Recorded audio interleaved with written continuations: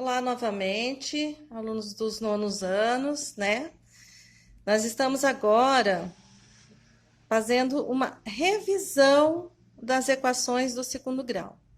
Eu já postei vários vídeos para vocês, né? Várias atividades. Eu tenho alunos que estão se esforçando muito e é isso mesmo que nós, professores, né, esperamos de vocês. As aulas online, ela precisa realmente desse esforço maior, desse comprometimento, dessa maturidade de vocês com relação aos conteúdos. E eu, da minha parte, nas aulas de matemática, estou muito satisfeita com a maioria dos alunos que estão fazendo as atividades. Estão se esforçando para entender, certo? Porque não basta você simplesmente colocar a atividade, postar a atividade resolvida, sendo que você copiou de algum lugar sem ter entendido.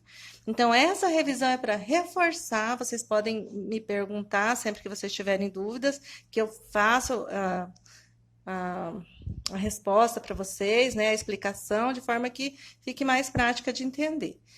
Essa revisão é uma revisão bem resumida, né, para vocês entenderem mais facilmente, até porque eu sei que vocês estão com bastante atividades, né? Então, assim, é o básico que vocês têm que aprender a respeito de equações de segundo grau, certo? E é importante que vocês assistam todo o vídeo, porque, inclusive, conforme eu combinei anteriormente, dentro desse vídeo estarão as atividades que vocês irão fazer e elas serão avaliadas, né? Vocês serão avaliados através dessas atividades, certo? São todas sobre equações do segundo grau, tá bom? Não é muito difícil, o que é importante para mim é que vocês aprendam, certo? Então, a primeira questão. Equação do segundo grau. O que é uma equação do segundo grau? Né? Uma equação do segundo grau é uma equação que tem duas incógnitas x, ou seja, duas letras x. Porém, para ela ser de segundo grau, para você reconhecê-la como uma equação de segundo grau, ela tem que ter o expoente 2, certo? Uma delas sempre tem o expoente 2, a outra pode ser simples.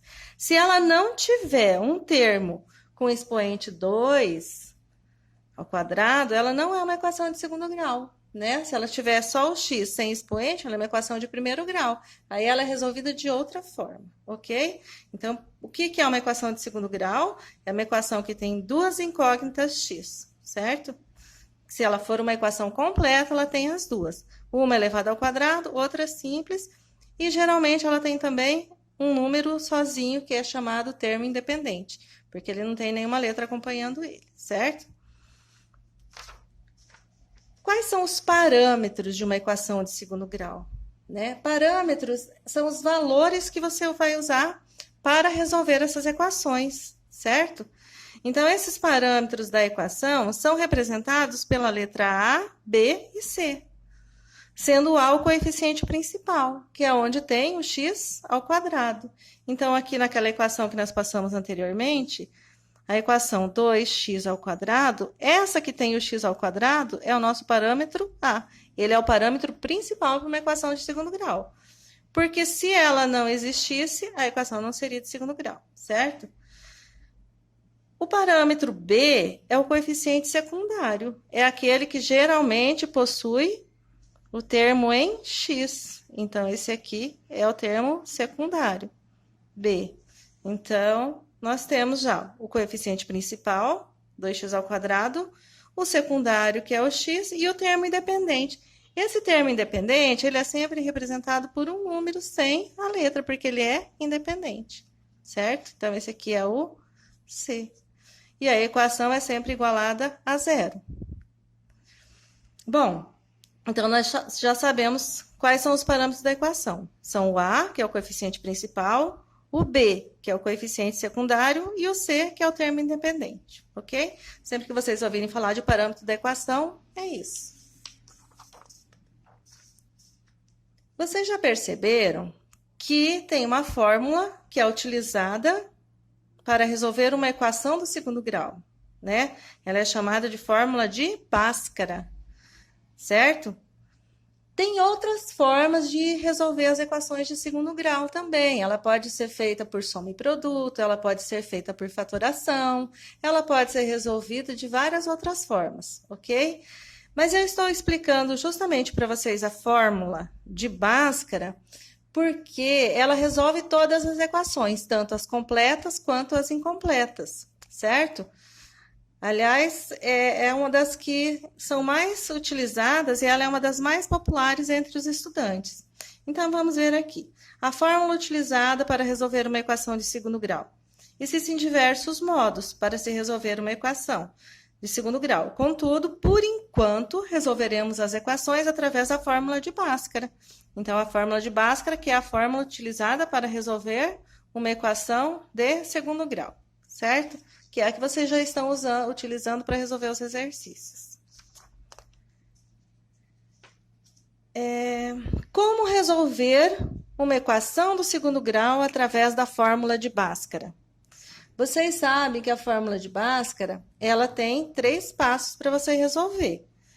O primeiro passo, você tem que escrever os valores numéricos dos coeficientes A, B e C. Você descobre os valores A, B e C.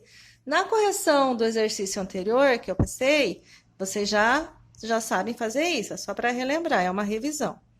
O segundo passo, calcular o valor do delta. Você já sabe que o delta é representado pelo símbolo delta, né? E a fórmula dele é delta igual B ao quadrado menos 4, que multiplica A, que multiplica C, ok? Depois que você calculou o delta, você vai para o terceiro passo, que é calcular os valores de x. Geralmente, a equação tem 2 resultados, tem x1 e x2, certo? Quantidade de soluções de uma equação de segundo grau. A equação do segundo grau pode ter até 2 soluções reais, certo? Porque dependendo do valor do delta, ela pode ter uma ou nenhuma resolução, nenhuma solução, aliás. Então, aqui, geralmente ela tem 2, certo? Mas pode ser que só uma você possa usar, ou pode ser que dê 2 valores iguais, né? Ou pode ser que não tenha nenhum valor real, que nós vamos estudar mais para frente isso aqui, tá? Mas ela pode ter até 2 soluções reais. O delta. O delta é muito importante na resolução da equação de segundo grau, e ele é considerado o discriminante da raiz. Por que discriminante da raiz? Porque se o delta for menor do que zero, ou seja, se você calculou lá o delta e o resultado for menor do que zero, ou seja, ele der negativo, ele não possui soluções reais. Aí você não precisa nem fazer o cálculo da equação do x, porque tem exercício que pede só quais são as soluções de uma equação, né? Quantas soluções ela terá. Então, quando você calculou o exercício, o seu delta deu negativo, você já pode escrever lá que não tem uma solução real. Por que não tem uma solução real? Porque o delta é aquele valor que vai dentro da raiz. E não importa o número que vai aqui, se ele for negativo, ele não tem solução real, né? Porque não existe um valor para uma raiz negativa, raiz quadrada de número negativo. Lembra que nós já estudamos isso também no comecinho do ano? E no ano passado? Então, nesse caso aqui, se o delta for negativo, não tem solução, né? Não existe solução dentro do conjunto dos números reais, então não vai ter solução. Se o delta for igual a zero, possui apenas uma solução. Então, aí o x1 e o x2, eles terão o mesmo valor. Então, se o x1 der 3, o x2 dá 3 também. Então, eles têm a mesma solução. Agora, se o delta for maior do que zero, aí você vai ter sempre 2 soluções reais, o x1 e o x2. Aqui o x1 é igual, e aqui você tem o x1 e o x2, certo? Bom, eu falei antes para vocês de equação do segundo grau completa e incompleta, né? Uma equação do segundo grau, ela é considerada completa quando ela tem todos os coeficientes. Ela tem o termo A, o termo B e o termo C. Aqui ela, inclusive, já está organizada, igualada a zero. Aqui também tem o termo A, o termo B e o termo C. Então, ela é considerada completa. E incompleta. Uma equação de segundo grau, ela pode faltar algum termo, né? Daí a gente diz que ela é incompleta. Então, aqui, por exemplo, aqui de uma equação incompleta, x² menos 3. Esse aqui, x² é o termo A. O termo B teria que ser com x. Aqui tem x? Não. Então, ela não tem o termo x. E o menos 3, que é o termo independente, é o termo C. Então, ela é incompleta. Aí, quando você for colocar os valores, nesse caso aqui, o A vale quanto? 1, que está aqui. O B não tem, então é 0. E o C, quanto que vale? Menos 3. Lembra que o sinal sempre acompanha o termo. Nesse caso aqui, nós temos o termo A e B e não temos o C. Então, aqui o A valeria 2, o B, que é o x, valeria 1, e o C não tem, que é o termo independente aqui. Então, o valor dele seria 0, para substituir na fórmula, certo? Então, a equação completa, ela tem os 3 valores. A equação incompleta só tem 2, ok? Como resolver uma equação do segundo grau? Isso aqui vocês já sabem, nós já fizemos até eu postei um vídeo para vocês com a correção de exercício e nós vimos isso aqui. A primeira parte mesmo de resolver é descobrir os valores de A, B e C. Depois que você tem os valores de A, B e C, você vai substituir na fórmula do delta e descobrir o valor do delta. Depois, você vem e substitui na equação do x. Você substituindo aqui, no final, você vai ter o valor de x' ou x1 e x duas linhas. Ok? Então, basicamente, essa é a revisão. Para o vídeo não ficar muito extenso, eu falei meio rápido, né? Mas, assim, vocês podem voltar ele quantas vezes precisar e revisar. Se ainda continuarem com dúvida, vocês podem me perguntar, ok? Bom, eu falei que dentro desse mesmo vídeo eu passaria os exercícios para vocês. Então, vamos ver aqui. O primeiro exercício, primeira atividade, vocês vão copiar no caderno, ok? E depois vocês vão tirar foto, escanear, não sei, e me mandar, certo? Eu vou passar como atividade aqui para vocês poderem me devolver. Então, vocês vão, vocês mesmos, me responderem através da plataforma, certo? Isso aqui vai ser avaliado. São 6 exercícios. Ele valerá 3 pontos na matéria de matemática, certo?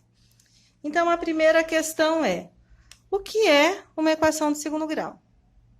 Então, você vai me responder isso aqui. O que é uma equação do segundo grau?